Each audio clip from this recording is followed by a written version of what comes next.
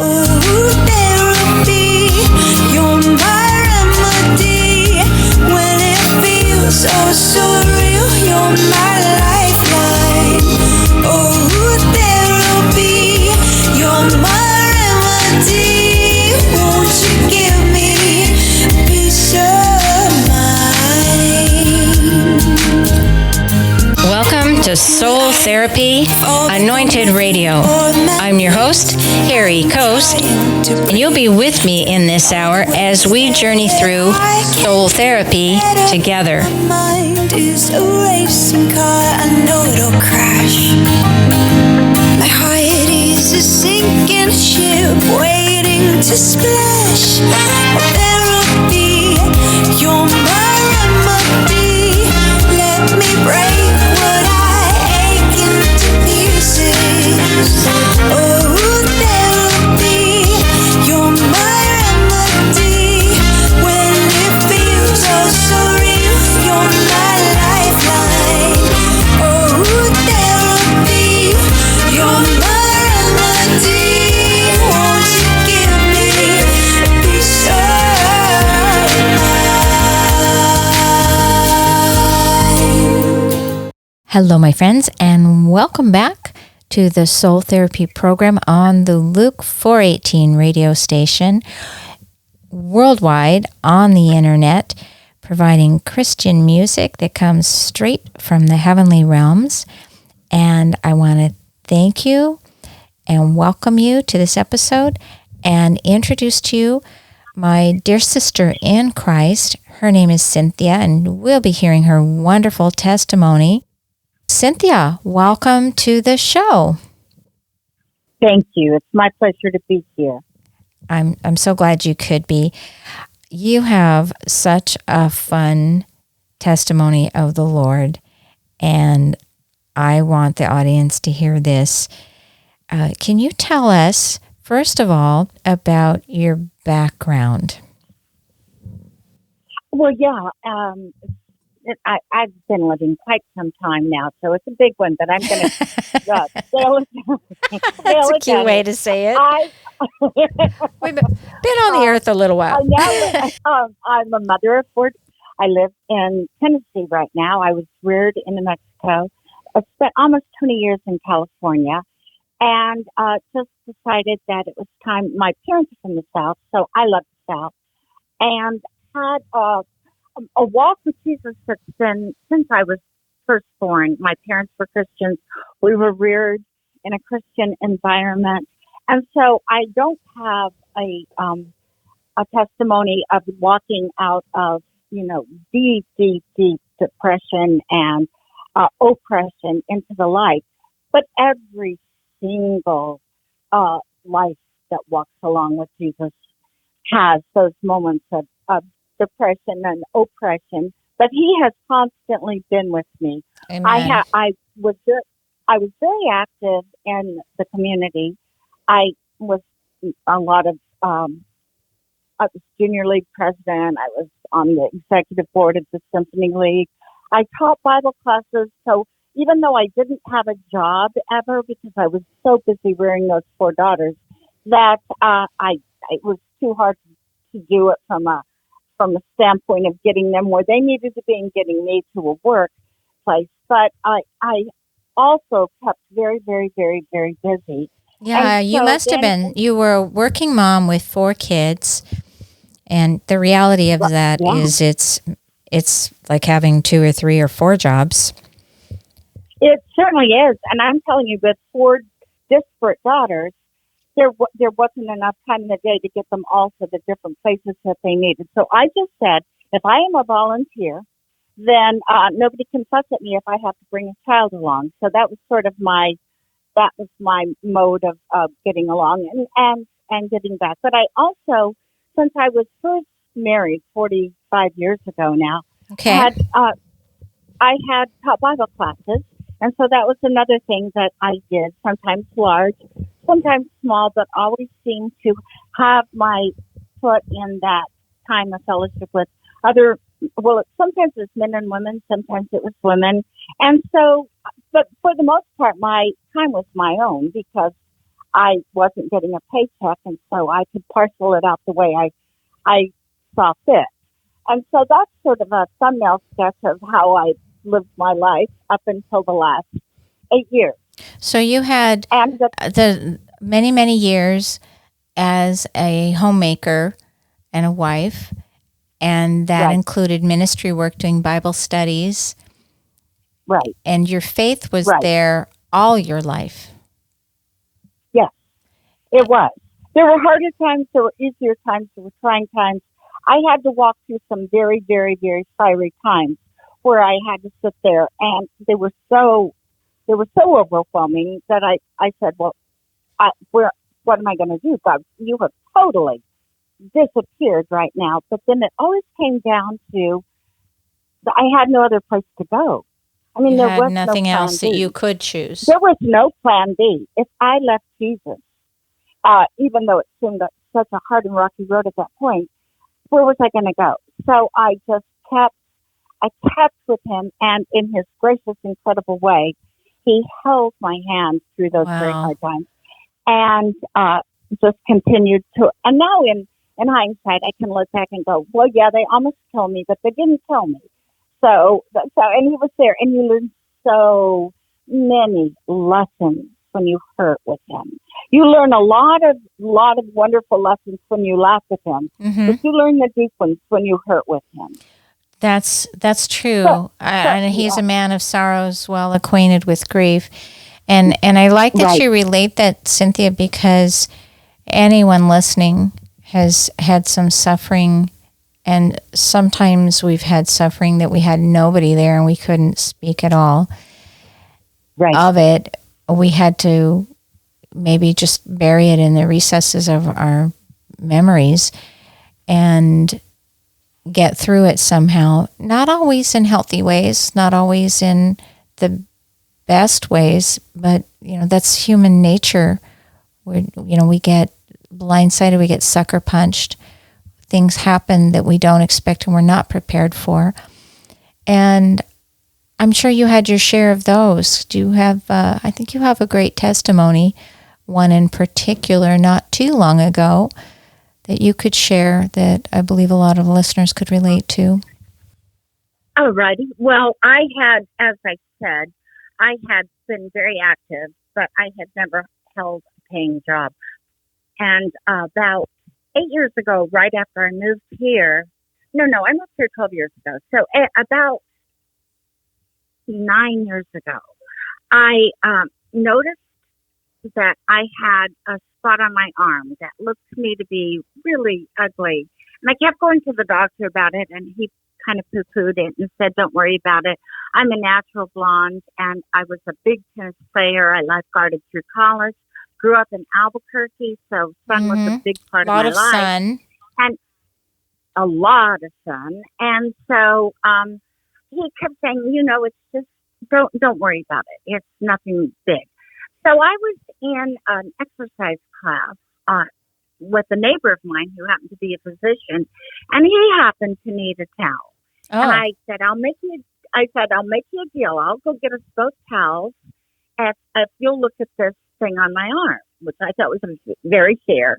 Okay. So I got up and got a cell, and he took a picture of it and sent it in to a pathologist. And he called me and he said, listen, that thing looks very suspicious. Why don't you come in and let's look at that and let me biopsy it. Well, at that point, my husband is about 9 years older than I am, and he had retired, and he had fine medical coverage. But because I'd been helping my whole life, I had the worst medical plan going because we were being cheap with me because I was so terribly healthy. Okay, so at that point in your life, you're surprised to have this happen, that you'd even need a biopsy. I had been the healthiest person. You were a healthy person, and you didn't have the best medical options, and you were probably looking at your finances and saying, okay, this is a biopsy. If this turns into something bigger, we're not in a good spot financially. Okay. Yes, that's exactly, because it can be, you can even have savings, but you can go through them in a New York minute if this thing blows up. he took a biopsy, and I went down there, and it was very interesting because I sit in his office and chat, and he waited 20 minutes before I saw him, saw the nurse. The second time I went back for the results, I was in immediately. I didn't see the nurse. He asked if my husband were there. He said, "Why don't you bring him in?" I just knew this was going to go poorly. You had a real sense of something. Oh my goodness! Yeah, he was being way too kind for this to be a good result. So it turns out that it's melanoma. And he said, wow. "Well, now," he goes, "yeah." So he said, "Given your situation," he goes, "there's no way out of this except for you to go to the hospital and have it surgically removed, and it's going to be expensive, and I'm really sorry, but that's just how it's going to be." Well, I was a big bridge player, and I had a friend who was an attorney that I played against, and he asked me. There was a prominent surgeon in town that I knew, and was his best friend, and he said, "Well, why don't you ask this surgeon to see if he could cut you a deal?" Well, I was all for deals at this point. Oh, okay. And this man, so you could negotiate with this person, which is not typical anyway, is it? Down. Exactly. And he had a surgery center, so I could maybe avoid a hospitalist and avoid all of the hospital things and just pay a surgery center. So he said he would call this man, and the surgeon called me back and said, "Sure, I'll do it. I'll do it." He says, "Let's schedule it, and you'll be the last patient of the day, and come in." So that's what we did. Well, this surgeon, and he earned it, but this surgeon, like many surgeons, had a rather large ego because he had done a lot of major. He had a lot of self-confidence. Yes, he had. That's a much better way to put it. So his nurse comes in and gives me a form to fill, the very first form to fill out, and it was a quote, and it was still thousands of dollars, but it was so much better than the other. I willingly signed it. So he comes in, and he gives me, and I'm kind of outspoken anyway, so he gives me this propofol, which made me completely outspoken. And this was a medication he gave you? It's it distorts your sense of reality, so you don't feel anything. Okay. Or you don't really process pain. You don't process anxiety. You just kind of are in a sort of a nice little pussy place. But it also takes away any restraint on one's tongue. So I'm sitting there, and I'm I see a dangerous combination here. So I'm all numbed up. But the thing is, you're numbed up when things like this happen, because we're saving money here. You got to understand we're saving money. So you feel the cutting, you just don't feel the pain. You feel the digging, you feel the tugging, you feel the removal. You feel everything, but it doesn't hurt. It's the oddest feeling in the world, but it was driving me crazy. Why was it driving you crazy? Tell me. Because when you feel somebody actually cut open your skin and it doesn't hurt, it doesn't sync with your reality. Yeah, it's odd. You're thinking, I should really be hurting, or they really shouldn't be cutting. You shouldn't have both of these things going on at the same time. Yeah, this is real flesh here. This is real flesh, and then tugging and digging. So I turn over and I look, and there is just a lot more blood than I think should be there. So I looked at him and I said, "You are really making a bloody mess of my arm." And his nurse about died, and he looked at me very shocked, and he said, "Cindy, it's going to be fine. Don't worry, that's going to be okay." So I said, "Okay." So I turned my head away, and we went about 10 more minutes, and I turned around, and I knew what I had to do. So I turned back around, and I looked at him, and I said, "I'm really sorry, but I know you're not competent. We just need to stop." I felt it, and I oh said my goodness! And he about died, and then he started roaring laughing. He laughed and he laughed and he laughed because nobody had ever said that to him in his life, and he knew I was zonkered out of my mind with these meds, and he knew I meant it to the bottom of my heart, and he knew it wasn't rational. So he said, "It's going to be fine," and it is. It's gorgeous. She's the most beautiful girl. But so we get to the end, And I go, okay, now where do I go pay? And he goes, just get out of here. I said, what do you mean just get out of here? And he goes, I haven't laughed this hard in a long time. He goes, you just go on. He never charged me a dime. Never Oh, charged wow. me a dime. Okay. I know. So he got like, partial wow, done and sealed it back no, up. he And did the whole thing. oh, he did it, the but he whole didn't thing. charge. Okay. Yes, he just ignored me. He knew I was zonked out of my mind with this propofol, and he ignored me. And he finished the removal, and he stitched me up, and he was laughing the whole time because nobody had ever called him out like I had called him out. And of course, I was in error. So he finished it, and he just said, "Get out of here." And he said, "Give me." He goes, I said, "What? Well, how can I can't do this." And I had written a book on Revelation, and he said, "Why don't you sign me a copy of that book, and we'll call it even." Okay. Which is the most expensive book I ever sold. Okay. All right. And so, Cynthia Stowe's book on Revelation. Cynthia Stowe. Okay. And then I had a surgery for cancer. Well, that was, I was so thankful to God because he had just taken this whole concern away from me totally. He had known that I had the melanoma. It had been slow growing. I'd been watching it 2 years. Melanoma can go through and kill you in a month. And I had been watching it grow for years while the other doctor told me it was not bad at all. And then, so God had been just all over the situation.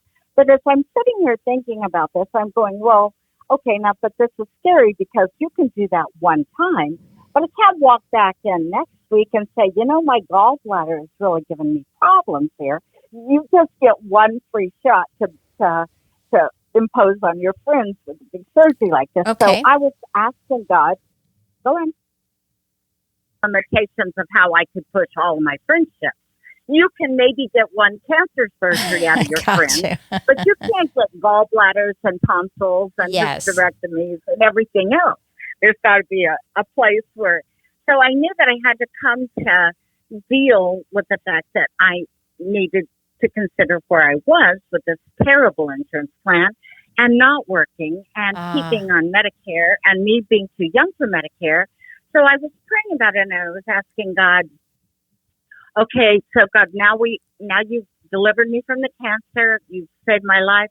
You've given me a free surgery, but I need to fix this for the long haul because I need some insurance. So my friend who had been a flight attendant for, 25, 30 years was called me up out of the blue and asked me how I was doing. And I said, well, Candace, I'm really worried about this because I got to get a job and I haven't worked in forever and my skills are not. You couldn't picture that you would be a fit. Is that what you're saying? You're looking at you really hadn't worked in decades, correct? And I had skills, but they were more bossing people around skills, not being bossed around skills, to tell the truth. Your skills were not really as in being a subordinate. Well, I had been, as I said, I've been in charge of my own life for a very long time. I met with the governor of New Mexico on a project. Once I brought my little 4-year-old in. He couldn't fire me. I was a volunteer. So I had always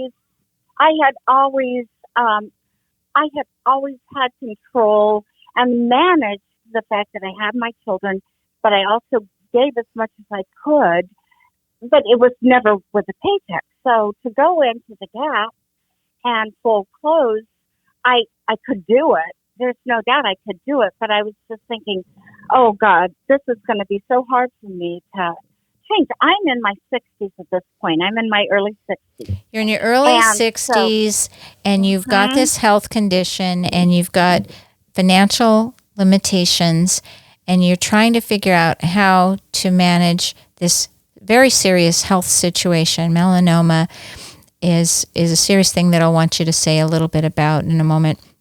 But you are now considering the job market for the first time in decades, and skills for job markets, even just for interviewing. The methods and the information about it change more rapidly every decade, but at least every decade we're just completely outdated. So there you are facing all this, and it sounds really daunting. It is daunting. So that point, you fall back on the fact that God had delivered me from the melanoma. He had given me miraculously, really, had given me a complete, two, actually, the biopsy I wasn't charged for, and then the surgery, not a dime that I pay out. That's very rare.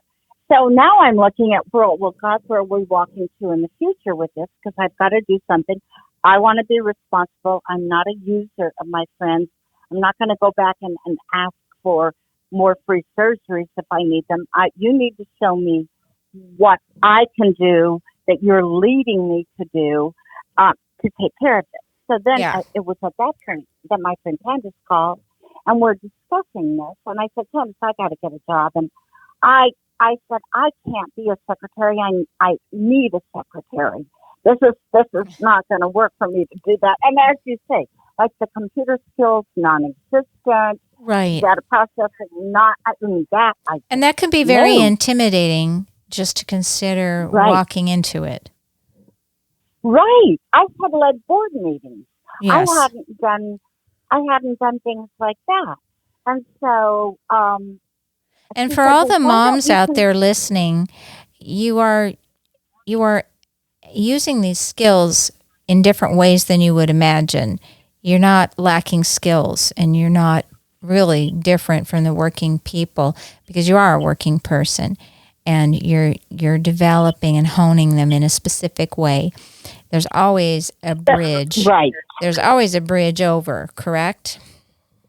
Exactly. And that's a very good point you made, because those moms that learn to counsel, how do we learn to counsel? We keep our families together. We keep our children Absolutely. going. And management skills, administrative skills, planning skills, strategic skills, crisis management skills, communication skills. Right.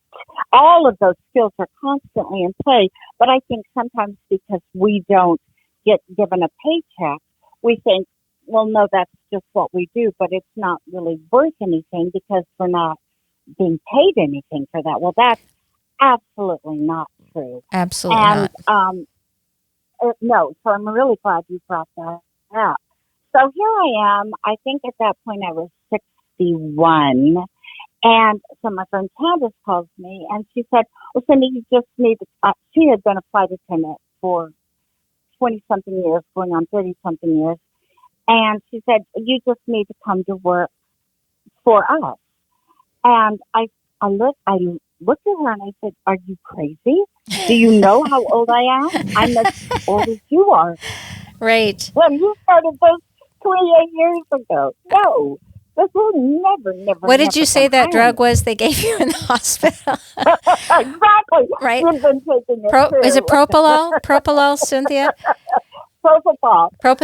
Yeah. Say it. You say it. Propofol. Propofol. That's what killed Michael Jackson. Yes. Yeah. That's where I've heard of it. It's a dangerous drug, but of course, if it's given to you in the right situation, it's a wonderful drug. But so she said, no. She goes, that they'll hire you. And I said, Candace, I am 61 years old. Well, at that point, I think I was 50. I said, I'm 60 years old. They are not going to look at me 3 minutes, because I had gotten an offer way back in 1977 to be a flight attendant for Browning. Oh, so there was something in your past of it, and maybe in your destiny to be on airplanes, just the timing was different. Possibly so. But at that time, I was newly engaged, and my fiance, my husband now, said no, he didn't want me doing that, and no. And he shut that thing down fast, so I just said no. But at that time, and that era, the girls, we had weight restrictions. You had all sorts of things that you could not be a flight attendant unless you met all of the stringent set of conditions. So I'm still thinking it's a lot like that unless you've been employed for 25 years like she had been, and then they kind of go with you. So she said, well, what? She goes, they're opening up applications. And they hadn't done that in a very long time. She goes, it's a 2-hour window. It was in December of 2014. And she said, why don't we just put your resume in there and see what happens? You've only got 2 hours. Well, this is how poorly skilled I am. I said, I don't know how to even upload a document. I can't even upload. I don't know how to do that. What does that even mean? I mean, yes, exactly, and a lot of people listening may feel that way too. And yes. it's quite a mixed pool now. We just have to jump in where we are. And sometimes the 2-year-old knows more than the 30-year-old. And sometimes the 30-year-old knows more than the 20-year-old. It can be all sorts of directions. We're just jumping in and doing our best with technology as it changes very rapidly. But there you are, feeling like it was absolutely large impossible. hurdles to jump over without being an Olympian. Mm-hmm. Right. And a scary hurdle. It's not a natural language for me. It's not even an acquired language for me. It was just a foreign language for me. And she said, well, I can do that for you. She goes, you let's do your resume, and in that 2 hours, I'll try to get your application uploaded. Well, when they opened that, I think they opened it at 10 in the morning. It was so jammed that the whole system crashed. So many people were trying to get their application in. And at the very end of the 2-hour period, at the very, very end of that 2-hour period, when they were going to cut it off, Candace finally got my application submitted, and I got a timestamp.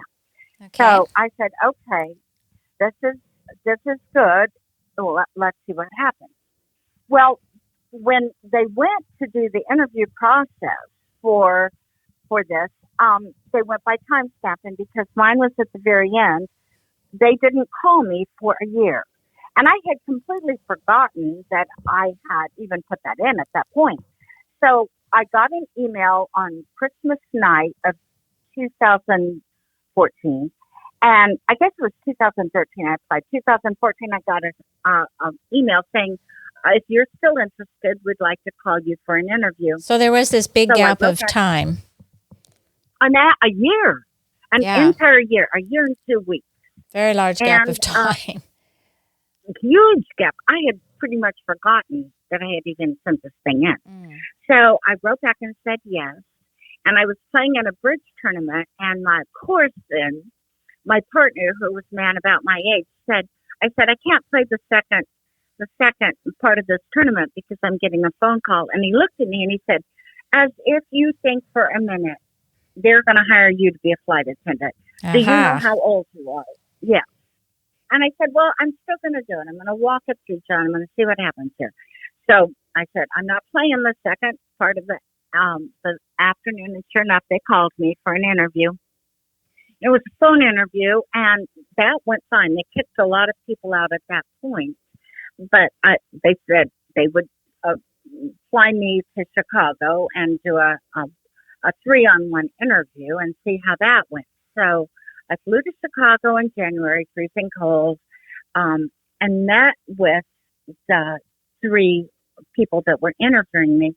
And it was really interesting because I had the questions they asked me, like in a work situation, have you ever had to acquiesce to something that you did not want to do, and yet you went ahead and had to do it? Well, I didn't have a work situation at work, but you did in your surgery.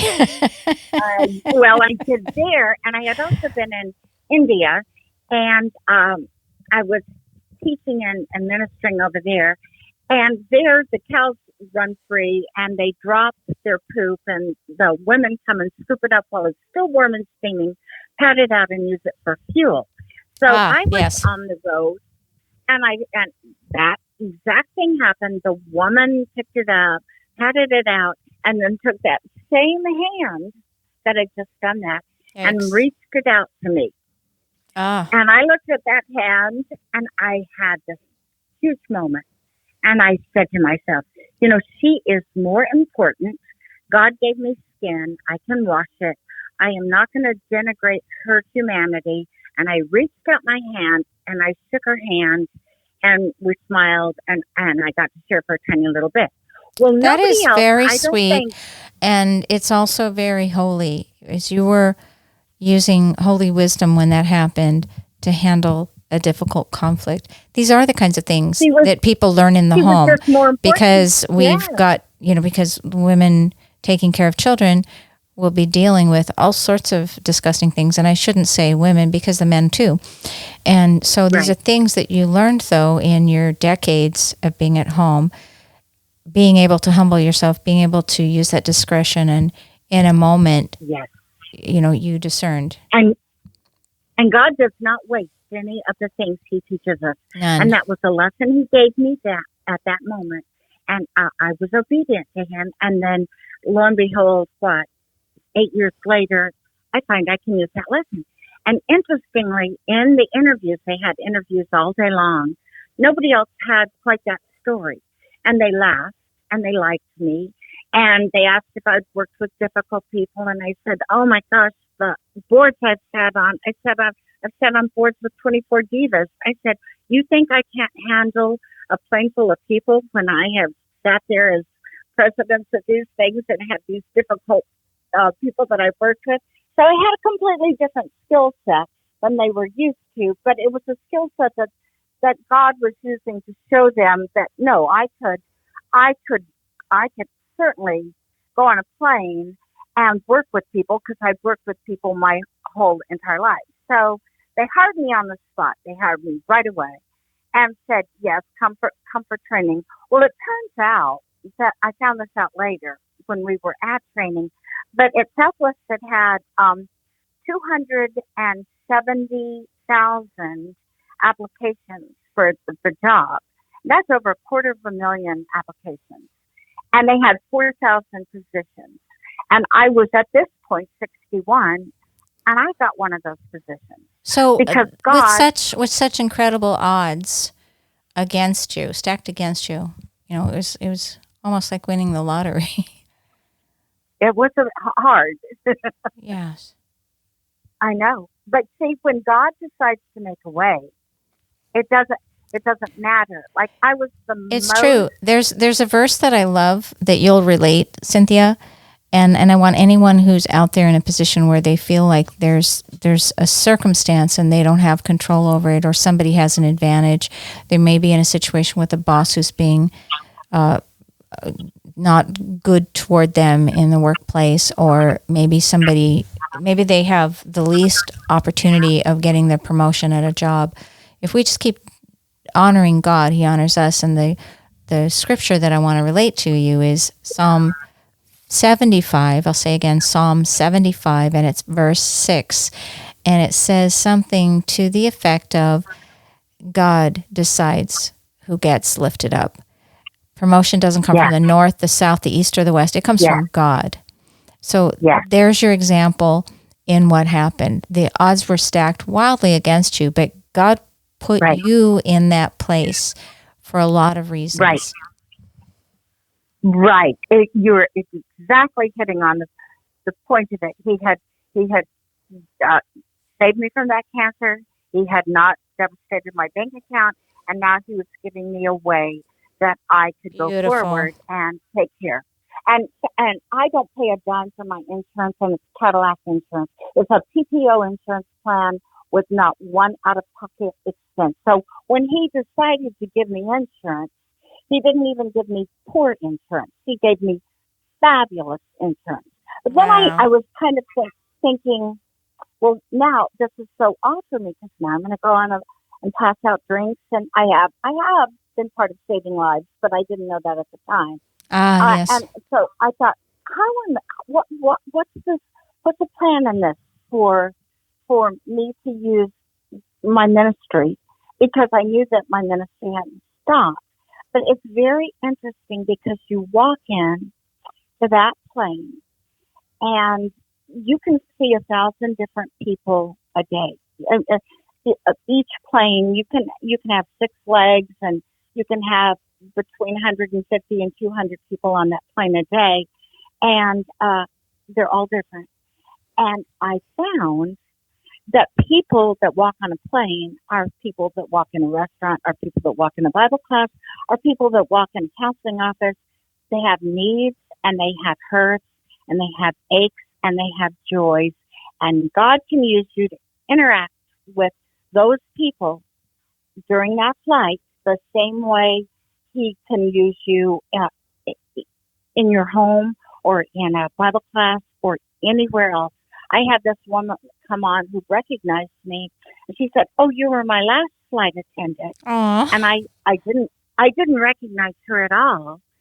And she said, "Don't you remember? I was going to my brother's funeral, and you sat and you prayed with me." And then it all came back to me. Yes. And I work at an airline where we can pretty much do what we want, and within reason. And I have prayed with so many people, or I have counseled with so many people, or I have talked people down who were begging me for a drink, and I wouldn't give it to them because they were out of control alcoholics from Seattle to Baltimore. Again, you had to make those judgment call discernments. Yeah. And I do want to relate this once more to the audience. For any of you who might be thinking that whatever your circumstances, that you lack skills, if you trust in God and you stand on Psalm 75, verse 6, that God will put you in a place He has for you, it doesn't matter what someone else thinks, because in this case, your discernment, Cynthia, is coming from the Lord, and you had repetitious practice of it as a homemaker for decades. And so for the audience that maybe homemakers, maybe others as well, doing something else, but it's not your traditional 9-to-5 kind of a job, we tend to underestimate ourselves. I remember I used to work with a woman who thought she had no value because she got a music degree, and I just never could understand that. In her mind, it wasn't the classic preparation for the corporate world that she was in. But what she did was she became a computer programmer. And what I could see that she couldn't see was what's one language versus another. If you can translate music, you can translate programming languages. And so here you are doing the same sort of thing in moments like you were just describing. Exactly. And in my weakness, He's made strong anyway. Amen. He doesn't rely on what I bring to the table. He relies on what He brings to the table. Yes. And so what I found is that when I walk on that plane, I ask for His. Well, first of all, I always ask for protection and safety. And then secondarily, I ask for Him to allow me to minister to the people that He has for me to minister to that day. Mm-hmm. And thirdly, and this has been kind of hard, there's a part of me that when you get that really cranky, rotten, obstreperous, irrational person on board, I am learning really to die to myself. Mm-hmm. Because I just want to haul off and tell them that they're totally out of line. And God is saying, Cindy, not only am I using you to bless people that may not have come in contact with somebody that would pray for them before they walked on this plane, but I'm using them to rub the rough edges and selfishness and self-centeredness off of you. It's always God has multiple group of things He's trying to do at once. And that's a beautiful lesson. Yes. It's helping me to grow in the Lord the same way I am being able to bless them at times when they need. He's shaped your he shaped your character. There's a saying, I remember the person's name, not because of who they are or what they do in return, but because of who you are. That's why you do things for people, because that's of who exactly right. you are. That man's name, I'll have to look that up. I'm sorry to the audience that I don't have it in my memory. Last name started with a K, Harold, something with a K. We'll get back with that later if anyone has any questions about it, because it's a good quote. So shaping your character by letting people be rough with you. Yes, and giving into that. And that's the thing, because I don't want to. The flesh in me goes, that person should not be able to treat me like that. And God said, Mm-hmm. Cindy, turn the other cheek. Just And turn the other cheek. that's a pride Anybody lesson, in the isn't it? service industry, oh, it's the worst lesson. It's the hardest lesson. And anybody in a service industry has to deal with that. If you're a wait person, if you're in retail sales, if you're 35,000 feet in the air and you come across that person, instead of getting angry at that person, now I'm learning. I haven't completely learned it, but I'm learning to laugh and say, okay, God, it must be a shaving off of Cindy day. That is amazing, because you're talking about a time that it's just instinctive, probably in most people, if not all. You just want to, like you said, fire off a few of your thoughts on the matter. Right. And in this situation, you are really in authority over that person. You have the direct line to the pilot, and you could say, when we land, this man needs to be dealt with, As being met with the by authorities. security, right. But, yeah. And people don't always think of that. There's that false entitlement syndrome that goes around. Or sometimes people are simply triggered and they don't even mean it. They're not even being themselves.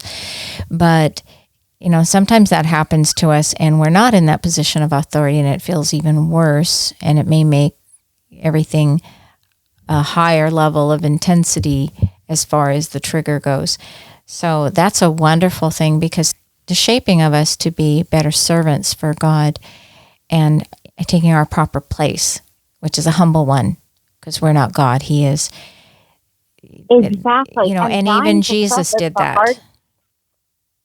Yes. Yes. Jesus over and over and over in the Gospels, and at one time it just hit me over and over, because it was the lesson I had to learn. But he kept saying, and be not offended, and be not offended, and be not offended. And I realized I went through my life being offended. Mm-hmm. And he was saying, stop. Mm-hmm. Stop. Mm-hmm. I'm teaching you to not be so consumed with your rights, with how you should be treated, with people stomping on you. Just let yourself go and flow with me and minister. Let me repeat some of that back, Cynthia. Stop being so concerned with your rights. Think about just go with the flow of him ministering to other people. Stop being so concerned with yourself. Right. I think you've just spotted a way that we puff ourselves up, that we elevate ourselves. And when Jesus was arrested, he had to be silent in order to show his real authority. Him. And people slandered him. Right. He didn't deserve it. Right. I can take being called out if I deserve it. Where it's hard for me is when I am a total innocent of what they're yelling about. And I think, what? This is so unfair. And that's another thing. Be not offended has the component of course, it's not fair. But it doesn't matter. We weren't put on earth to fight for our personal fairness rights. We were put on the earth to walk through and be his face to people that weren't seeing his face. And once I get that perspective, and there are days I really have that perspective, and then there are days that I don't have that perspective so well. But the days that I go, this flight is not about me. Yes. This flight is about ministering to the people that he has put on this plane. That the day goes well. Very well said. So, and you're talking about what you said earlier, you die daily. We die daily. Yes. Every time you boarded that plane, you had to consider that as you watched people coming in and all the faces of people who are coming in, and you've seen so many, and you just wonder, what's this mix going to look like today? How's the collective group going to work? So many of them are wonderful people, and then they bless me. But anybody that's listening that's in the service industry knows you get that person. You get that person that you just look at that person and you go, what in the world is wrong with you? But I think Jesus is teaching me that the people that are hardest to love are the people that need the love the most. Yes. And I got to just keep that perspective. Yes, that's beautiful. That is a good lesson for us. So I'm really grateful that we got to hear your personal testimony, what the Lord did. It's absolutely amazing. And it's fun to get to hear about your journey and what the Lord has done with it, how he's used those traits that you have that are your individual characteristics, and how he has been working to shape you for the kingdom of God. You know, that thy kingdom come, thy will be done is being played out in so many aspects of your story. So thank you, Cynthia. It's really... You're so welcome. Thank you. You totally grasped a lot of things that you restated that I did not restate as well as you did. So I'm appreciative of that too. Oh, iron sharpens iron. That's all I can say. Iron sharpens iron. And I think what I'm seeing in the last story that you said about the rough people and how, the Lord had you to still rise above that. We do have to continually work at our character. We do have to continually conform to him. And it's not easy because pride and offense, there's even a pastor who wrote a book about, not taking the bait of offense. That's John Bevere. And I'm also thinking of a pastor, teacher, Kevin Zadai, and he actually had all the skills and credentials to fly those commercial planes, but God said, no, I didn't call you and train you for that. I trained you and want you to be a flight attendant like you, Cynthia.